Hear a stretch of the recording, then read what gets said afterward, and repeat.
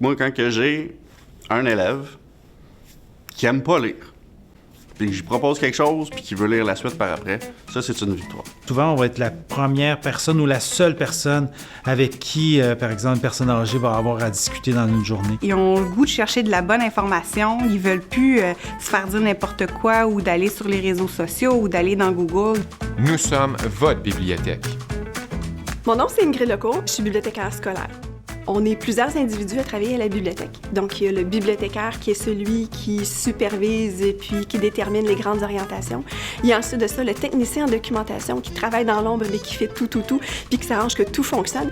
Et il y a le commis qui est généralement la personne qui est la plus présente au niveau du public. Je m'appelle Yves Brion, je suis technicien en documentation. La technologie a métamorphosé notre façon de travailler. Avant, on travaillait beaucoup sur des petites fiches cartonnées. Je m'appelle Émilie Legault, je suis technicienne en documentation. C'est aussi tout un volet numérique qu'on a accès, qu'on est capable d'aller chercher, de faire des recherches dans des bases de données plus spécialisées. Donc, c'est plus ce côté-là qui a évolué avec les dernières années. Je m'appelle Vincent Chabot, je suis technicien en documentation. Les rétroprojecteurs, je sais pas si le monde s'en rappelle, les grosses oreilles, les acétates, ça a créé ça d'un vidange. Là, on est tous rendus avec des portables. C'est à la place de prêter juste des livres, tu prêtes de l'audiovisuel, on peut prêter des caméras, on peut... écoute, moi, dès que c'est prêté et qu'il faut s'assurer que ça revienne, c'est moi qui s'en occupe.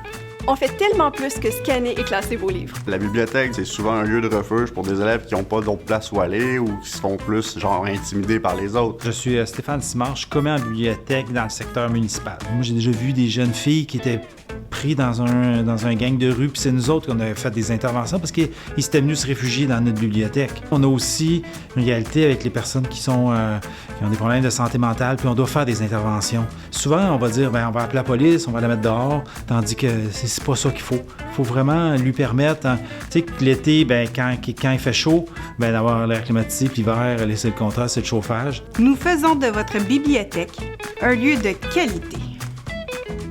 Souvent, les étudiants, quand ils viennent nous voir, ils savent même pas eux-mêmes qu'est-ce qu'ils cherchent exactement. Ils ont une vague idée, puis souvent, on est obligé de leur poser beaucoup de questions. Qu'est-ce qu'ils veulent exactement? Dans une école secondaire, il faut que tu ailles chercher qu'est-ce qui intéresse l'adolescent, qu'est-ce qui peut accrocher le jeune. Puis ça, c'est quand même bien plus difficile qu'un adulte, là. Tu lui demandes qu'est-ce qu'il aime, puis vu que c'est un adolescent, il sait pas. Il aime rien. Ou il aime pas lire, tu sais. Moi, j'ai dit, OK, fait que tu lis aucun texto, aucune revue, aucune affaire, aucun message. Je dis, là, c'est pas pareil. Je sais que je contribue à créer les citoyens de demain. Le lien entre la lecture et la réussite scolaire est nettement établi.